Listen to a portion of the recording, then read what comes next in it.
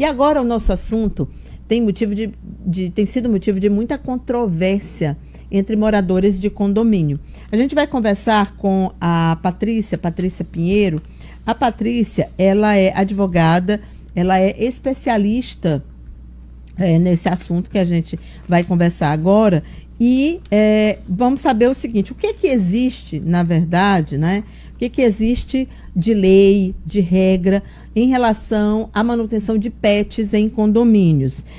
A Patrícia é especialista em condomínios e assessora jurídica de síndicos, condomínios e também administradores. Bom dia, Patrícia. Cíntia, prazer estar aqui com vocês falando sobre condomínios e animais, tá? Obrigada Prazer é pelo nosso. convite. Primeiro eu queria saber o seguinte: ter pet em condomínio quase sempre é motivo de controvérsia ou não? Quase sempre é motivo de controvérsia, porque tem-se uma cultura de que animais em condomínio é algo proibido, que você não pode andar com animais nos elevadores, que você não pode criar animais de grande porte, né? Cães e gatos, principalmente cães de grande porte. Então, existem muitas controvérsias nesse sentido. Que ao longo do tempo, pelo fato de um pet, de um cão ou de um gato ser quase que um membro da família, já poder até ter registro em cartório do seu próprio nome, né? Então, mudou-se a cultura sobre animais. Os animais, eles têm uma relação com os seus tutores de extrema importância na vida social, na vida psicológica de crianças, de adultos. Isso é algo que a gente não pode desprezar hoje mais na nossa sociedade. E os condomínios tiveram que se adaptar. Eu diria que os condomínios aqui de Teresina, por exemplo, que foram construídos há 20, 30 anos atrás, boa parte deles, eu diria 90%, tem convenções de condomínio que dizem expressamente: é proibido animal em condomínio, é proibido criar cães e gatos dentro dos seus apartamentos, e isso vem se mudando de fato com o tempo, porque para você mudar essa regra de uma convenção, tem um quórum específico de 2/3. Ninguém vai conseguir esse quórum facilmente em um condomínio. Mas a sociedade, ela mudando a sua cultura, as pessoas vão se adaptando. Hoje, os tutores, né, que são as pessoas que têm animais em condomínio, têm inúmeras responsabilidades com o animal e com os vizinhos. Nós temos aqui em Teresina inúmeras leis municipais aprovadas, nós temos um código sanitário que fala, inclusive, dos maus tratos aos animais, né? Então, quando você assume a responsabilidade de ter um animal, de ter um cão, um gato, e criá-lo dentro de um apartamento, que é uma área muito limitada para aquele animal, você tem que respeitar o seu vizinho e você tem que respeitar os direitos do animal, que não são poucos também, tá? Uhum, claro. E, bom, acho que você falou tudo quando você disse. É também uma questão de bom senso, né, Patrícia? Essa Tem relação. muito do bom senso, tem muito do bom senso, porque existem situações aqui em Teresina de condomínios, de apartamentos pequenos, que não chegam a 80 metros quadrados, e a pessoa cria 8 gatos. Particularmente, ela tem o direito de ter esses animais? Tem. Mas eu acredito que aí faltou bom senso, porque a pessoa, quando quer criar 8 gatos dentro de um apartamento de menos de 80 metros quadrados, tem que fazer uma adaptação para esse espaço. E quando Uhum. você não faz essa adaptação, você está prejudicando a própria saúde do animal e a saúde dos teus vizinhos. O hall fica insuportável, porque naturalmente o odor não é dos mais agradáveis, porque a higienização ela se torna até mais difícil. Nós temos condomínios, como condomínio de casas, que as pessoas têm animais, cães principalmente, lindos, de raças lindas, mas de volume e de porte grande. Quando você sai de dentro da casa para passear nas áreas comuns do condomínio, qual é o cuidado que você, morador, tem que ter? Ter uma guia e ter aquela preocupação de fazer a coleta das necessidades do teu animal. Ele, normalmente, ele vai produzir fezes. Normalmente, ele pode se espantar até com a criança. Então, você tem que ter o cuidado de ter aquela guia para controlar o animal, para que ele não venha a simplesmente assustar uma criança, ou que ele não venha até a derrubar um idoso, porque isso pode causar um transtorno imenso dentro de um condomínio e até danos. Porque digamos que você está com o seu cão circulando nas áreas comuns do condomínio e ele, até por uma brincadeira, assusta um idoso e esse idoso vem a cair. Então, você tem que prever situações dessa natureza e munir-se de condições para que isso não aconteça.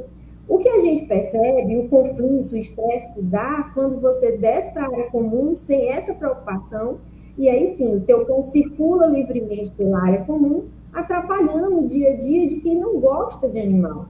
Porque existem sim pelagens. E também devem ser respeitadas essas pessoas, né, Patrícia? Por mais que eu não entenda, por exemplo, eu tenho 2 animais, mas essas pessoas têm o mesmo direito de não gostar que eu tenho de gostar e de cuidar, né? Até onde eu sei, você é apaixonada por cães, não é isso? Sou, muito. E assim, as pessoas têm que respeitar o teu amor Claro. pelo animal, o fato de você ter e cuidar desses animais, tanto é que já existem leis que te obrigam. Sabe qual é o grande detalhe dessas leis? É que a penalidade é bem baixinha. Nós temos multas aqui em Teresina que não chegam nem a R$ 200 por abandono e maus tratos dos animais dentro dos condomínios. Então, isso não causa nenhum terror em termos financeiros, né? Mas o que a gente precisa mesmo é ter esse bom senso, trabalhar a conscientização dos animais, da criação, né? Da guarda, da alimentação desses animais. Eu tenho um condomínio que a gente presta assessoria jurídica, onde o cão vive diariamente solto, perambulando pelas áreas comuns. Isso configura o abandono, isso configura os maus tratos. E o fato disso ser algo corriqueiro poderá até levar o condômino, o morador, à condição de um morador antissocial, porque ele não tem zelo pelo animal, ele não cuida do animal e ele prejudica o sossego dos moradores.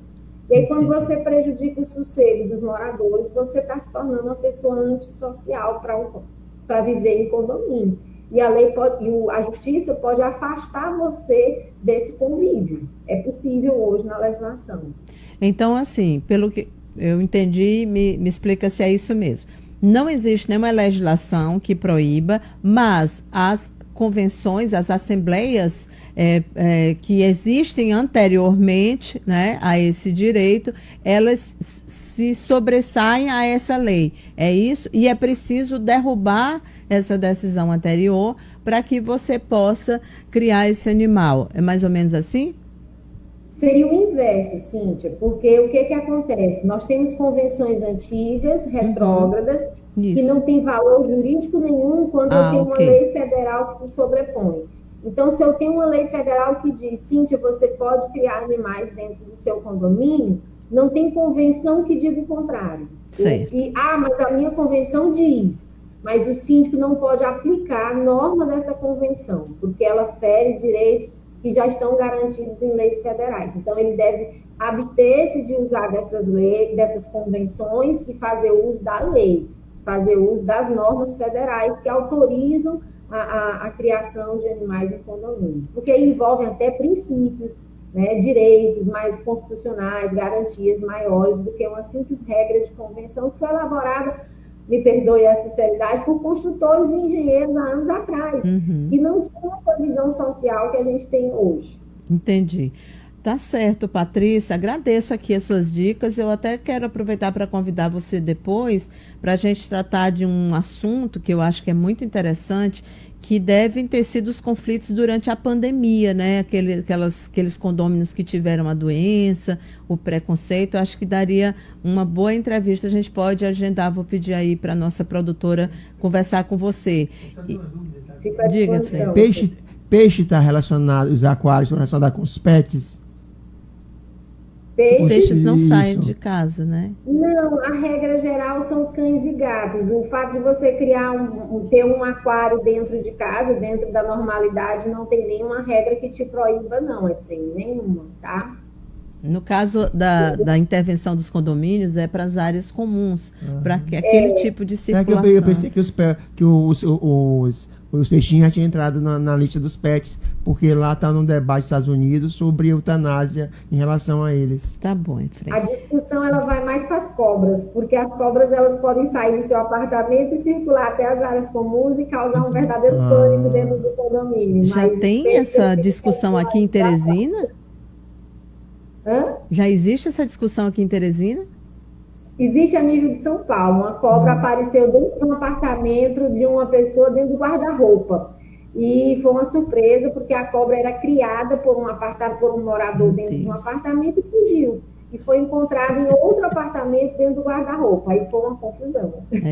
Aí, de novo, a gente volta com aquele velho e bom senso. Né? Porque também é difícil, né? Criar uma cobra dentro de casa e deixar de alguma possibilidade que ela possa fugir. Aí também, gente, por favor, né? Menos.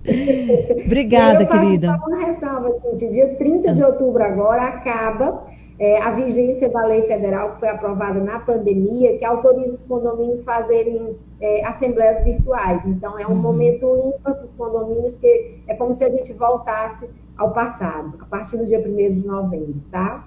Entendi. Tá bom, então. Fica agendado para a gente falar na próxima semana sobre as regras que os condomínios tiveram que colocar, né? Como, por exemplo, fechamento de piscinas, de áreas de passeios. Eu imagino que isso deve ter dado algum tipo de problema e dificuldade de convencimento em alguns casos. Obrigada pela presença. Bom dia. Eu te agradeço.